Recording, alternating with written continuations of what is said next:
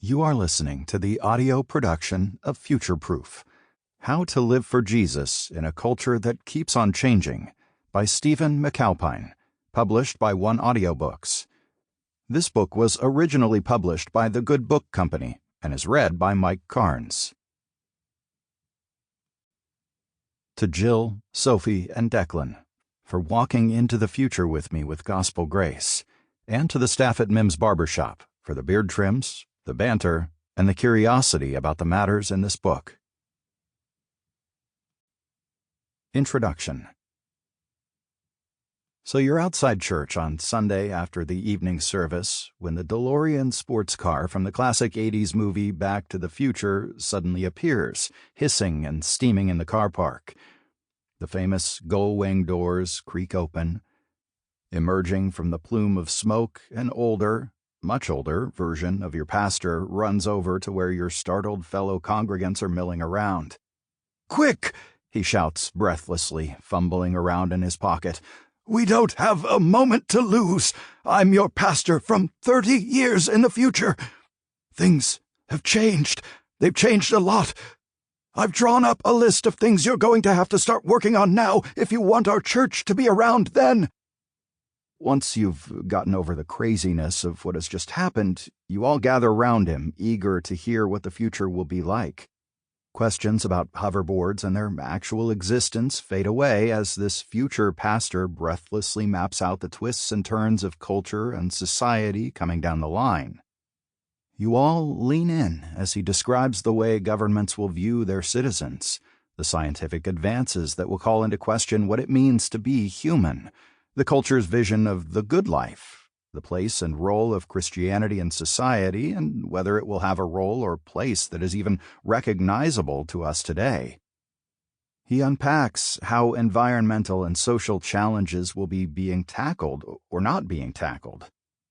All of this presents direct challenges to the church. All of it calls for a considered decision by the church to put into place a discipleship program that will be an effective counter to the more challenging aspects of the future secular culture.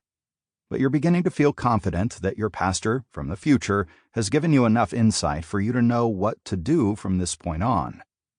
He's filled in the picture distinctly enough for you to know where the key challenges lie. All too soon, he looks up. "Time's up! I've got to go now or I'll miss my moment."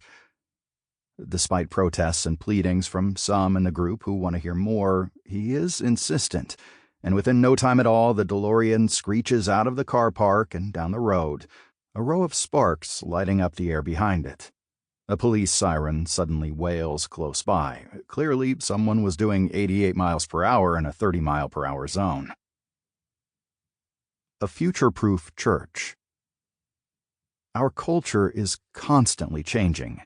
Wouldn't it be incredibly helpful if someone from the future came back to help your church figure out how to remain faithful and fruitful within those changes?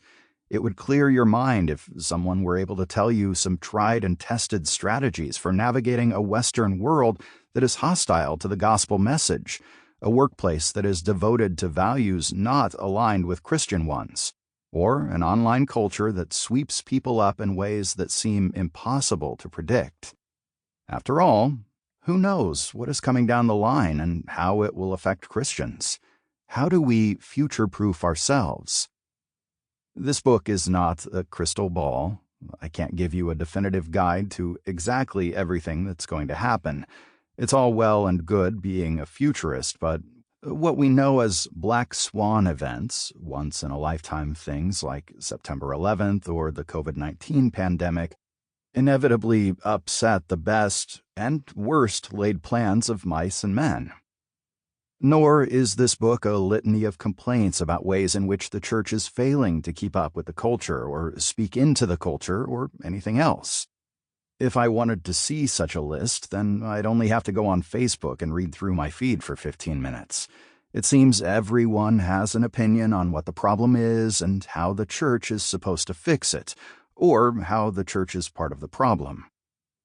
But I do know for a cast-iron fact that the church is future-proof, and I want to help us think through why and how we can lean into that in a way that prepares us for Sample complete. Ready to continue?